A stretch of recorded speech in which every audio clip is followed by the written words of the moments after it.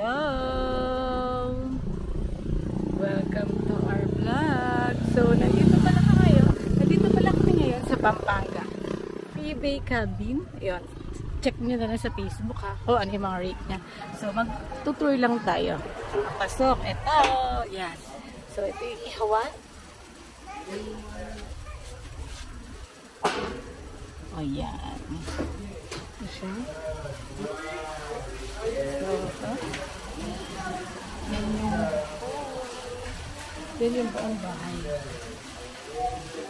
Shower area. Ito is... Ay, wala lang pala. Emerald lang. So, yun yung nasa raman. So, ito yung...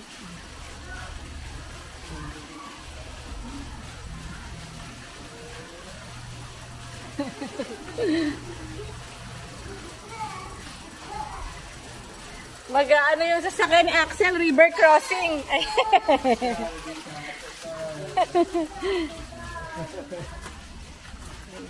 So, ito yun. So, ayan. Soaking, baking.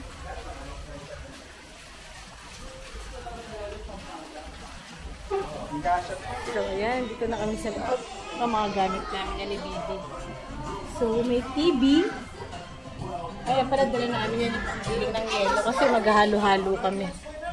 So, ayan. So, ito yung sari-sari store. Diba, ang dami ng handa. Sari-sari store. Yan ang mga snacks. Tinapay, kape. Ayan, mag-Easter egg kami advance. Para sa mga kids. Kasi meron kaming for the kids. Tapos, ito, dito yan. Bibili kayo. So, ito yung mga baon namin. Kasi 2 nights kami mag-stay dito. Monday pa check out namin. So, yun yung mga pang breakfast. Pang midnight snack. Ayan, may salad. Tapos, ito pa. Ayan. Mga drinks. Fruits. Siyempre, hindi mawala. Alak. Siyempre, para party-party. Tapos, siyempre, patas mag-alak. Kailangan mo mag-yakult. Okay ka ba dyan? Tinalap ko lang. Ayan. Tapos, ayan.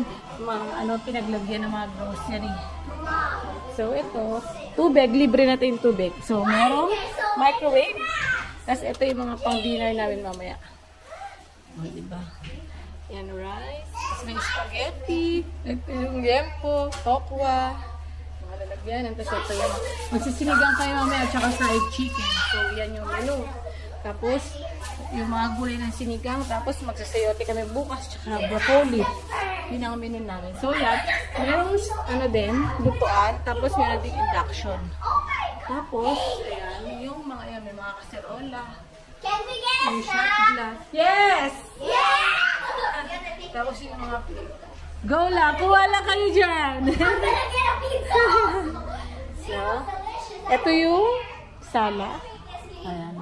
So, yun, kita sa labas. So, may malaking beanbag. Tapos, ito yung unang room.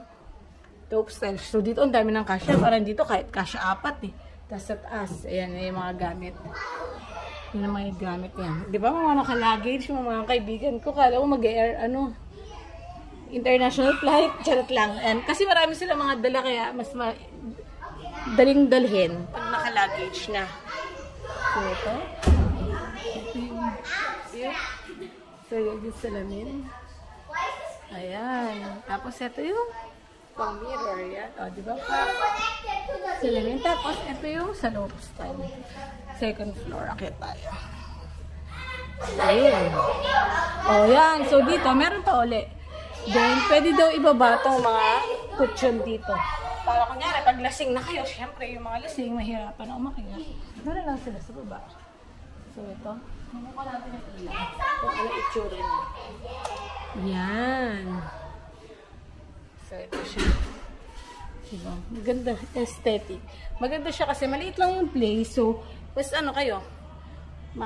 Pwede kayo magbangguan. Pwede kayo mag-usap-usap. Hindi, I mean, diba? Kasi yun yung ng pag medyo, lang yung space. Saktuhan lang.